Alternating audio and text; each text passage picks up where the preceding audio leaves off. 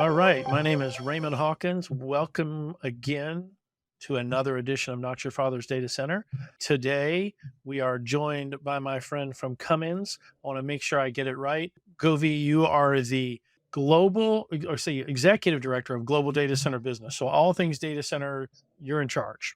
Do I get that right? That is absolutely correct, Raymond. And thanks a lot for having me here. So all things data center within Cummins. Excellent. All right. So I got to start off with a couple of really interesting facts. Your last name is Ramasamy, no W, not to be confused with any presidential candidates, right? Yeah, I don't have any aspirations whatsoever. Not Not looking. in the Okay, least. just want to make sure you weren't making any announcements here today. You're not running for office. Okay, good. All right, Yeah. just want to make sure. Going to stick with the data center business. Let's spend a few minutes on you. But I know you've had experience all over the world. If you'll give us a little bit of your background, how you got in the data center business, and some of the places you visited, because when I think about data centers, you've hit a lot of the very interesting places in our world. So you want to give us a little bit of the Govi background? That would be great. Absolutely, Raymond. Thanks a lot. It's good to talk to you over the podcast. Been with Cummins for 16, 17 years, but my story is like similar to any immigrant story coming into US, grew up in India, came over here to study in Auburn. I believe that's our alma War mater. Eagle, We share that. War Eagle. War Yeah, Eagle, War love Eagle. it. 2002 to 2004. Background in supply chain operation. That's where Just some my shameless core business promotion while initially you do your came. intro. That's all. We need more of that now. That's right. Since then, supply chain operations joined Cummins in 2006 in Minneapolis. We in the power generation sector, so it was a really awesome experience joining Cummins back when we were actually going through the initial phase of the growth driven by data centers. If you remember the I wouldn't call it the badness, but actually the huge long lead times that we had in data centers, generators back in 2006, 7, 8. We lived through the period of that, and then came the crash. Great experience just living through the supply chain and how we reacted and went through that experience. And since then, moved around in different aspects within Cummins. Cummins has been awesome in giving me opportunities. Worked in China, leading the power generation business for a few years when the data center was actually starting to pick up, where it was originally dominated by the China Mobile, China Unicom, China Telecom, and Baidu, Alibaba was coming in right now, then Tencent, and then they call it IDCs, but essentially co-location players started actually picking up their business. So great experience setting that business up and actually growing, working with the phenomenal team that we have in China. And then did some gas projects, EPC. So was fortunate to actually to work in implementing a lot of EPC projects in Europe, in UK in particular, where the capacity market was super hot. So we delivered close to 500, 600 megawatt worth of projects in UK. And then prior to this, I was leading our distribution business in Middle East, in UAE, Saudi Arabia, Kuwait. And for the last 2.5 years, been in data center space. I thought I knew data centers before taking this role. But man, a lot of things have changed since in the last 7 years, and every single day I wake up and I learn something new. It's been a phenomenal ride so far, and I almost feel like actually we're just getting started. Yeah, boy. Man, that talk about great global experience, great market experience, the Middle East, China, Europe, North America. I mean, you've been in a lot of places, and you're talking about that China Mobile, China Telecom, when they were really building out their facilities. And I think lots of people, the supply chain crisis that came along with COVID forgets that it wasn't the first time we had a real bad supply chain issue. You bringing up '06, right? I mean, you have to have been around a while to have remembered it, but man, it's not the first time supply chain is hurt the delivery windows for all of us. All right, so we appreciate you hearing your professional background. I am going to be remiss. I've already held the helmet up. We got to highlight that you were at Auburn in 2004. It's worth talking about how great that team was. You were new to Auburn. Give us just 2 minutes. I know it's a long way back, but you can probably remember 2 or 3 highlights about the '04 season for you. Where do I start? So, I mean, sports has been a part of my life all through. My dad was a volleyball coach. I played volleyball all my life. My sisters played volleyball for the teams, college. So coming into US, trying to figure out which game I can pick up because I can play basketball. But then Auburn, right? I think the first game that I went to was actually his Alabama game. So Oh so it was boy. iron ball and it was madness, and I couldn't actually relate to the euphoria around it and so on. It's been, but I was hooked completely, and the passion, and the drive that everybody shows. The whole university town, I think it's like 24,000 people, during that weekend, it actually goes up to like 40,000, 45,000, like sea of orange and red. And it's like, it's absolutely crazy and great. 2004, what I remember, I think at the beginning, if I'm not mistaken, 2003, Tommy Tuberville, he was almost going to be fired that year.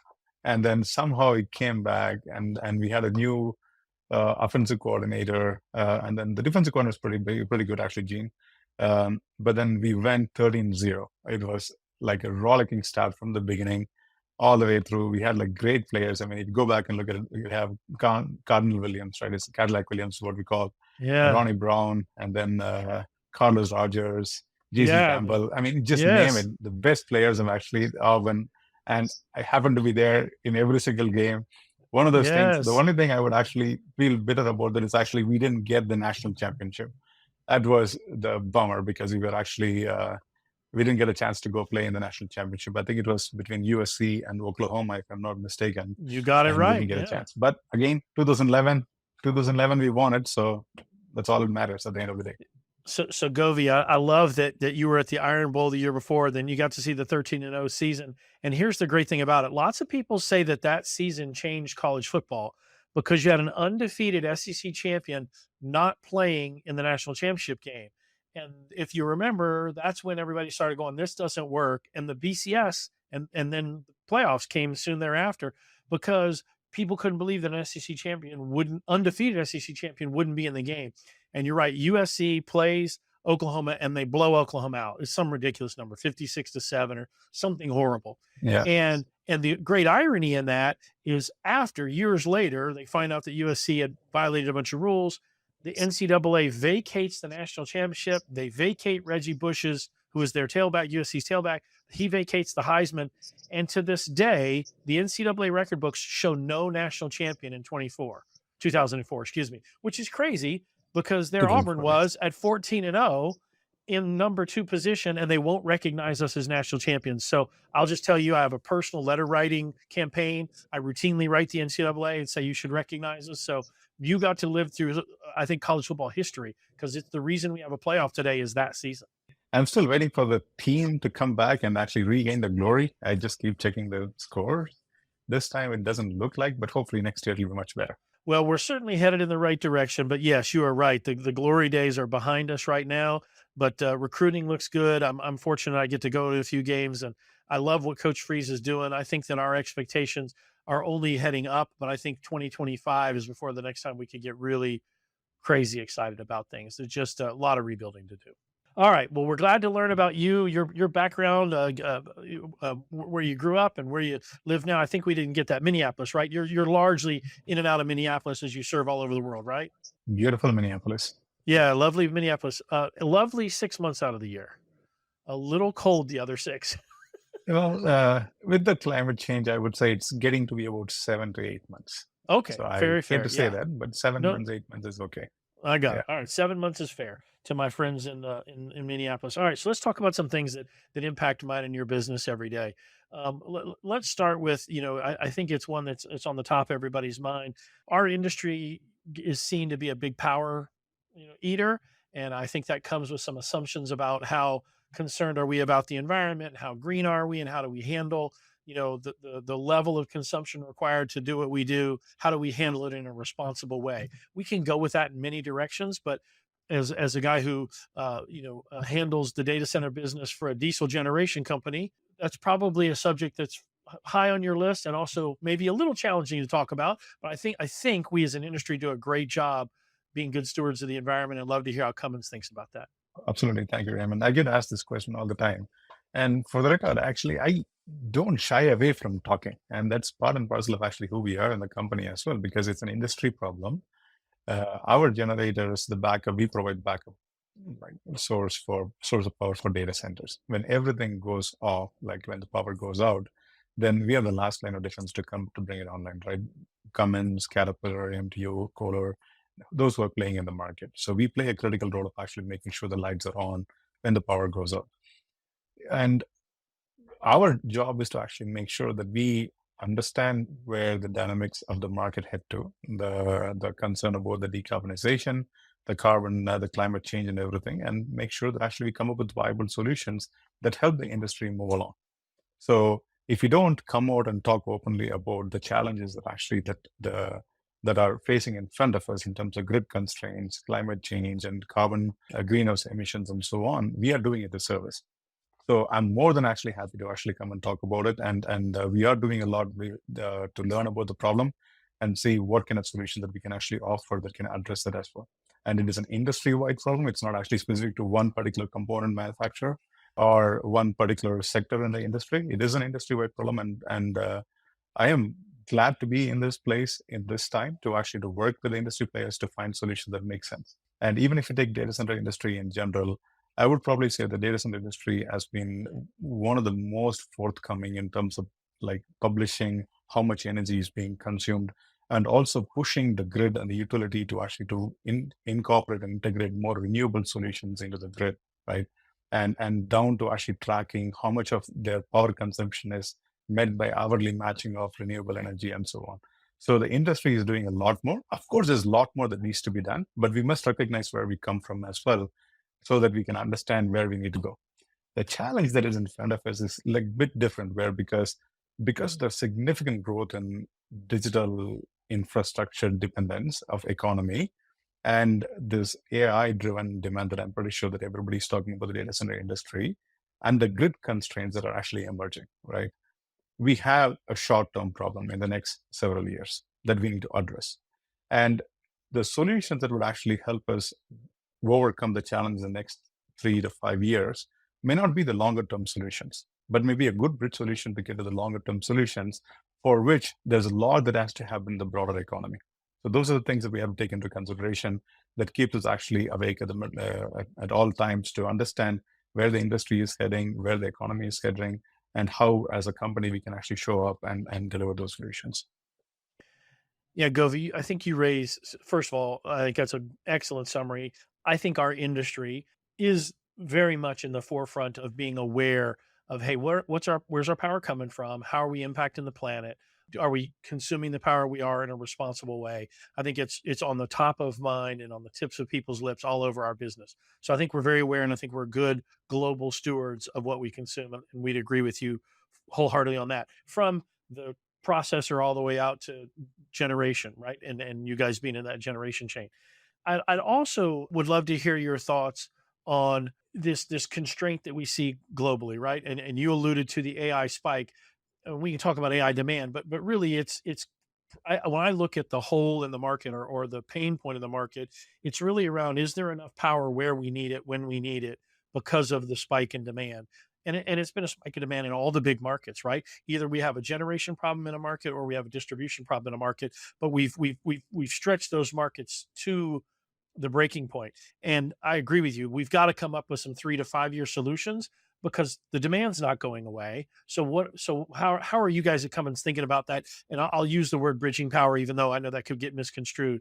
But as we think about the global power demand by market, how are you guys thinking about helping bridge that gap?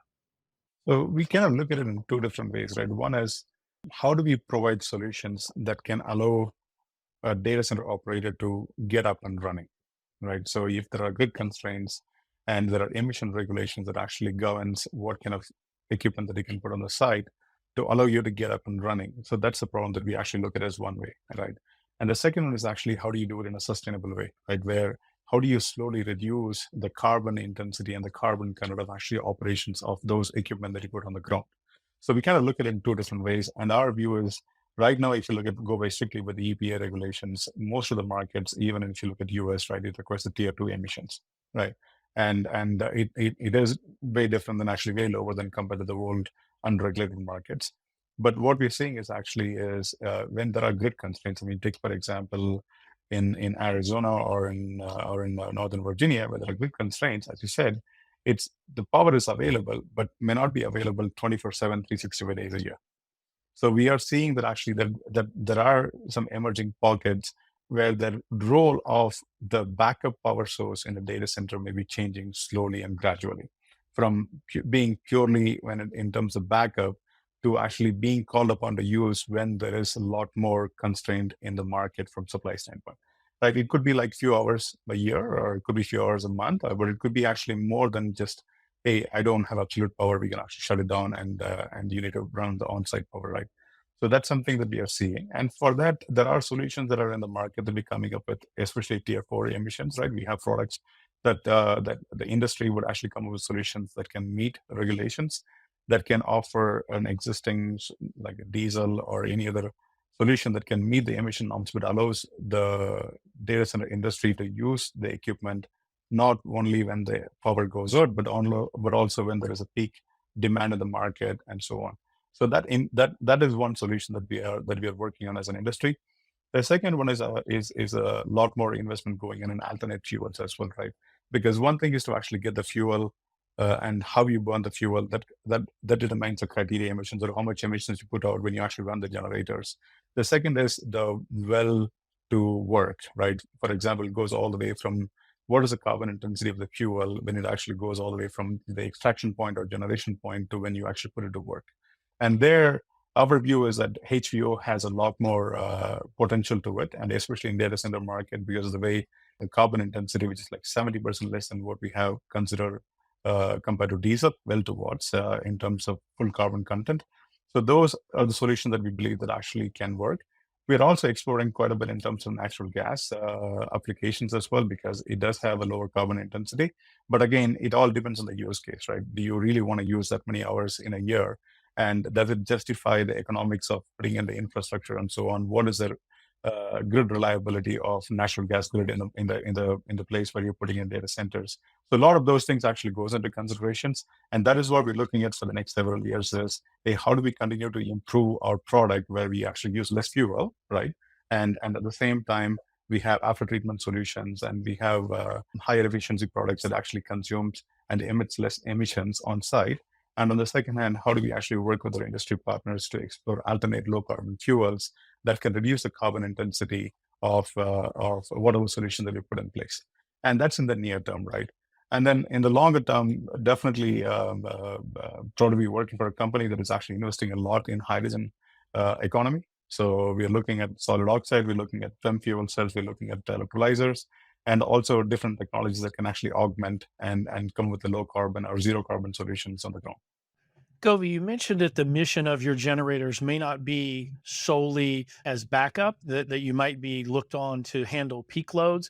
I may use the wrong term here, but is that somewhat a microgrid idea of, hey, I'm going to do generation on site and I'm going to augment the grid when there's, well, let's just say when it's July in Phoenix, for example. Is that what you were referring to there?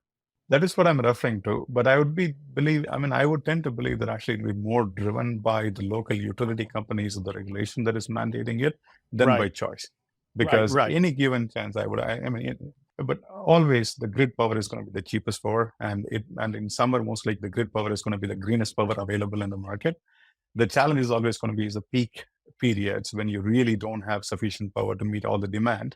And then the grid may want to actually require the data center operators to have the flexibility to run on-site power generation, or in the case of actually augmented, right, take your data center part of the load off the grid.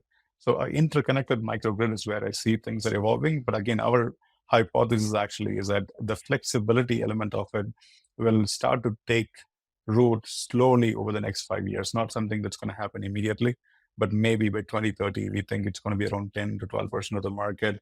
But then once it gets to 2040, 2050, we think it's going to be about 50 to 60% of the market is going to be where flexibility would be absolutely required. Again, those are estimates. And what we tend to focus on is how do we put quantitative data behind trying to actually model it out? When does it make economic sense, right? When we look at any solutions, Raymond, we look for three things. One is technical feasibility. Is it technically feasible, right? And second is supply chain feasibility, right? Or commercial feasibility, as you say. Is it really commercially feasible? Because at the end of the day, economics matter, right? You can have a best solution out there, but if it doesn't actually mean a cost-effective option for those who are using it, it doesn't really actually drive adoption, right? So that part of it. And the third part of it is more in terms of feasibility of application in data centers.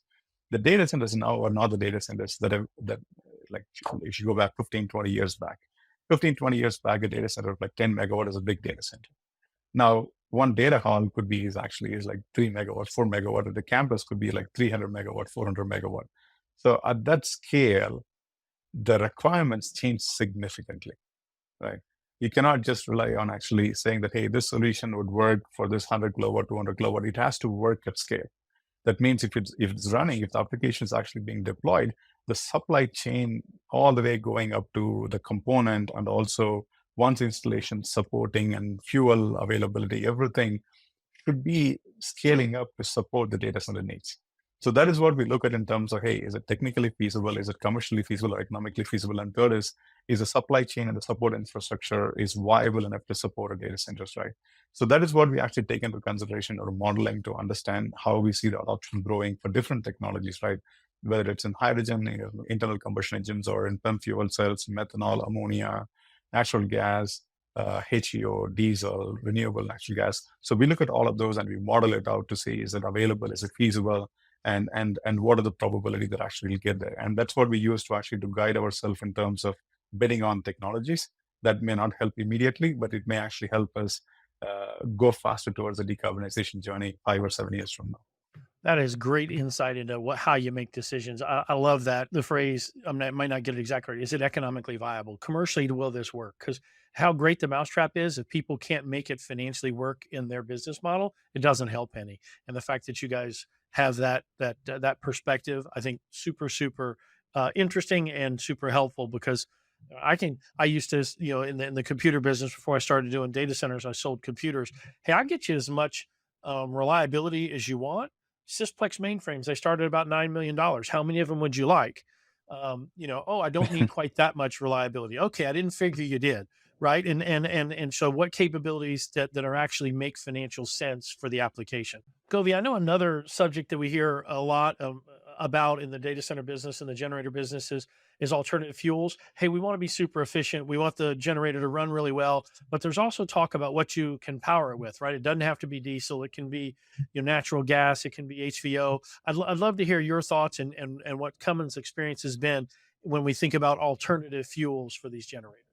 It's one of the most hot topic that we are debating internally as well. And our understanding of what solutions would work for data centers is emerging, it's evolving, right? As we actually learn, test some units and different fuels and look at the economics and see whether it actually makes sense or not, right?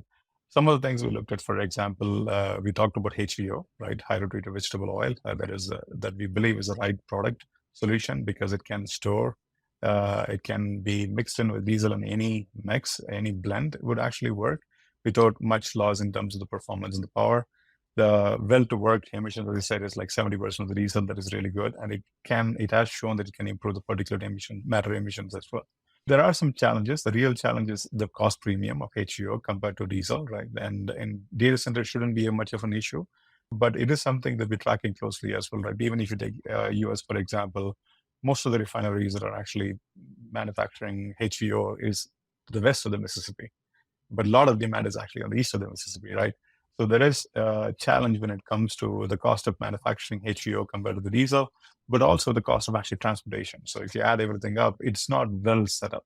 But we're hoping that as more data center companies adopt HVO, it becomes a very well adopted fuel in data center industry, and it becomes our primary go-to fuel in the market. And other areas we looked at, just like any other company, would be is methanol. That is something that's been discussed about as a really good fuel, and then ammonia, and then that is on the internal combustion side, and also natural gas, right? Natural gas is known, so it is a good product. The challenge of natural gas is like adopting that to the data center application, because most of the natural gas applications that we see in the market are mainly for designed towards efficiency rather than actually startup time, transient performance that are specific to data centers. Methanol and ammonia are something that we're tracking. It could be a good fuel, but it won't be a drop-in fuel, right? So drop-in fuel is that you have a diesel tank, you have a fuel tank, you have diesel, you can't get HVO, so you fill in diesel, and then you come back and you found HVO, you fill in HVO. The product doesn't actually care, right? It performs really robustly and so on. But other fuels you cannot actually mix in like that. So it's not a drop-in fuel. So you need to change the fuel handling system of the site. But also the product has to be capable of actually operating with multiple fuels, right? So without any compromise. So if you design a data center with a certain power output and so on, without making significant changes, you cannot just go and actually swap the fuel. So the D rates are different, the performance is different, and the transient response is different. But we are looking at each one of them. We are positive in terms of longer term, but we are still not clear about application data centers when it comes to methanol and ammonia in internal combustion engines, right? But we are exploring those alternate fuels as good carriers for hydrogen, let's say, right? Because the biggest challenge with hydrogen right now is not just in the generation of hydrogen, is how do you transport hydrogen and how do you store hydrogen? We looked at certain application for a 3 megawatt data hall, 3 megawatt backup application with storage for 24 hours. The storage itself was more expensive than the hydrogen fuels, and it's going into Yeah. multiple millions of dollars, right? So there's a lot of technology that still innovation still yet to be had in terms of developed in terms of how hydrogen is produced green at a much more cost-effective manner, which I think the latest announcement from the Biden administration is going to help in setting up these massive hydrogen hubs around the country. But at the same time, how do you transport the hydrogen and how do you store the hydrogen in a much more cost-effective manner? If not hydrogen, can you do it compressed without losing a lot of efficiency? Can you store it in a different like methanol or some other actually carrier that you can convert it to site of use? Those are some of the things that we're looking at.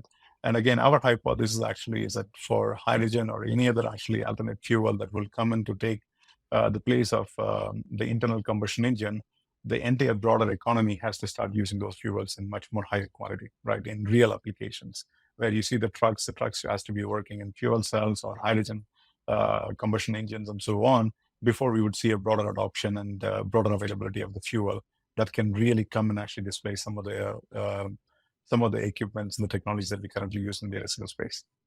Govi, how does natural gas? You mentioned it briefly. Is it pipeline and going to be delivered that way, or can you store it as well? Both, right? Pipeline is the best way because you're talking about the scale, right? If you're talking about actually Right. 10 megawatt, 12 megawatt, you can actually do a CNG or a LNG station close by, and you can actually come and expand, put an expansion tank and actually use the natural gas from there. From the size of the campus we're talking about, right?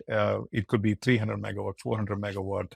It's not a much more viable economic solution, right? Then you have to go to actually a pipeline gas infrastructure. And again, the challenge is the infrastructure worth the usage, right? It's economics again comes to play. In a HVO or a diesel backup, you can actually store it and you use it. I mean, gone to data centers where for 5 years you go and actually look at how many hours the generators have been on. 30 hours, right? But the Yeah. requirement is when it is called upon, it has come every single time.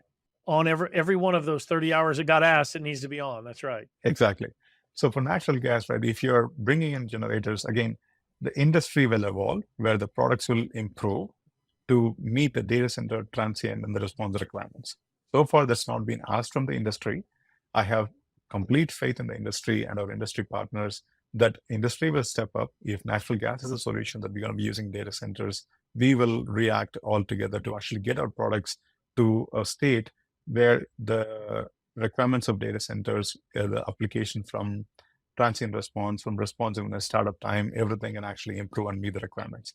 But that means that actually there has to be significant infrastructure investment and to get the fuel to the data center, right? To get the pipeline to the data center.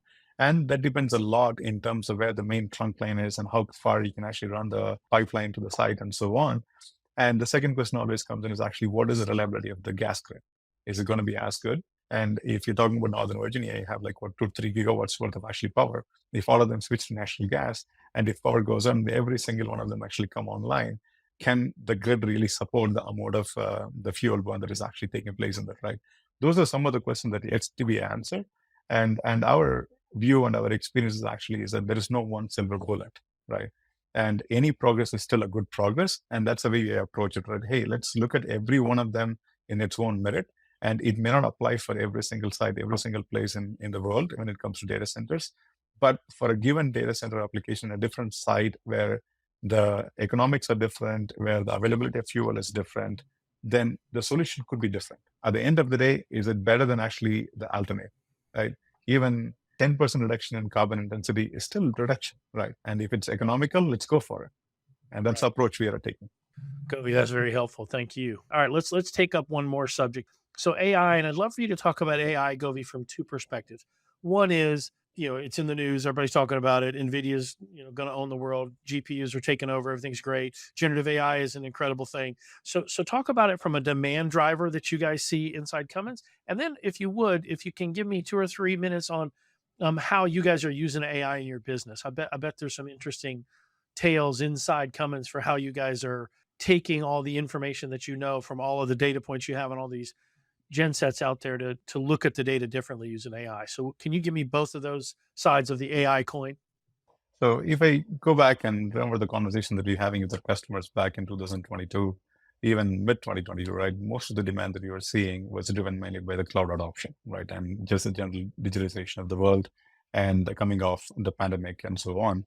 And then the chat GPT kind of actually brought home and accelerated a whole bunch. So since then, I would probably say that the general, like what we read in the news is real in terms of what we hear from our customers as well. The demand and the magnitude of change now has gone up significantly. I would say probably like 2 to 3x over the next few years. And I think the big wave is actually coming in terms of 2025 because of the supply chain, right? There is a lag in terms of initiating the project to working through the land permits and everything and getting all the equipments in and service in and everything.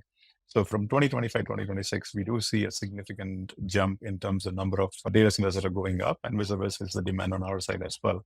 And just like everyone in the industry, we are also ramping up our supply chain globally to meet that. By the nature of it, we are anticipating that most of the demand for AI driven, especially at the beginning, would be in North America, and then slowly spreading out to other areas, including Asia Pac and to Europe.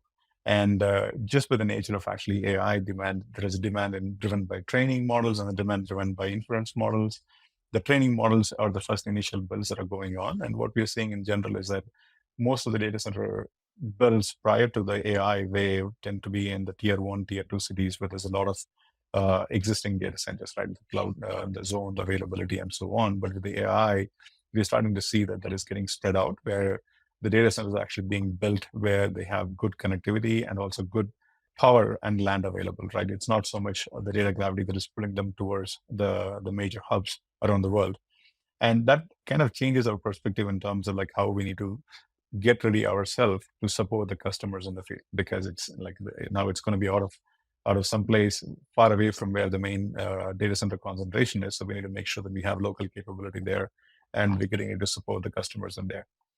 And there is also some discussion going on about if it's a pure play training data center, then what is the kind of reliability that is needed in the front? Because again, if you're that is something that is being hotly discussed and debated. I don't know whether it's going to influence the longer term. I think the longer term forecast is about 10 to 12% of the data centers that are being built would be for training, and the rest would still be in inference or it'll be for mixed use, right? And in the case of training, do they really need actually the 5 9 reliability, or can they go with actually 3 9s, or can they go with 2 9s? And what does it actually mean in terms of the backup power requirements and so on? And are there anything that we can glean from the AI itself, right? Where you can put in checking points where you start and stop without losing all the work that has been done as a mission critical, similar to what you see in other applications, right? So there's a lot of things that are going on. So that demand, we still try to understand how it's going to play out, but we still believe the magnitude of what is coming in is huge. Because I mean, the second one is you ask how we are using within Cummins, right? And it's a good classic example of how AI is starting to infuse and improve our productivity in real value, right? And just take, for example, Zoom calls, the team calls, right? There is a summary button, there is the AI button that is clicking in, and in Cummins, we are starting to use it quite regularly. And you started at the beginning, and by the time you're done, it can actually produce an amazing summary of the context of the conversation about who said what, not as a transcript, but in terms of summary, followed up with like action items, so nobody can miss, hey, what, I didn't sign up for it, right? So that is a good example of, I mean, because Cummins, we are, as you mentioned, right, we're one of the largest diesel engine manufacturers in the world, and our engines are used in very different applications, right? In on-highway, off-highway, mining, marine, and power generation, oil and gas, every single consumable application that we can. And there is a lot of data coming in, right? And definitely mechanical engines, electrical engines, there is a lot of work going on to make sure that something goes wrong, we diagnose and fix it and so on. Just like any other company, all this data was sitting in different pockets, in different information databases and so on. There are some work that is going on to say, hey, can we deploy AI to go and process that and try to bring it together and see, can we connect the dots that we may be missing? Because and the same person is not looking at 2 or 3 different files, right? So those are real life examples. And if you look at telematics, for example, right? Telematics is a good example where most of the applications that are coming up right now are not really meant for stationary power, right? Because if you look at the telematics and most of the investment is going in, how do we increase the efficiency of the product? How do we reduce the fuel consumption? How do we how do we ensure that actually we can predict the reliability of when it's going to fail so you can actually proactively interfere and so on? But that is designed towards applications where the products are running all the time. In data centers, it doesn't really matter. It all matters is that, hey, when I really would like the product to come up and run, will it run or not? Right. So the Yeah. mindset itself is completely different. It's not about efficiency, it's about reliability to start. So we are leveraging quite a bit of our partners to actually go and explore. Can we understand the application with the limited data that we have to predict when the next failure may be happening, right? Or when something that like proactive intervention is required so that we can assure that it's going to be starting when it is called upon to start. So those are some of the areas where I see a lot of AI coming in, machine learning coming in to enhance how we're doing. And the same thing that I think is actually every single industry is going through as well. Govi, I really appreciate you reminding me. Well, obviously I'm in the data center business. I think of Cummins and I think of power generation in the data center space. But man, I forget you guys have marine applications and you have so many other uses for your generators. I appreciate getting reminded of that it's a big business, it's a big world out there, and we in the data center space are just a slice of it, supporting it. My friend from the land of 10,000 lakes and my fellow Auburn Tiger, Govi, I really, really appreciate you spending a few minutes with me here and letting us talk Cummins and talking data centers and getting a little Auburn football in while we did it. So thank you for that. And I hope I can recruit you in my NCAA letter writing campaign to get our 2004 national champion finally recognized. Oh, I will. I will. Thanks a lot, Raymond. Govi, Appreciate you thank you. having me in here, and it is a dynamic industry, and super excited to be here and working with each of our data center customers in figuring out what we can do to improve the industry in general. Yeah, we're both lucky guys to get to be in this space at this time. That's for sure.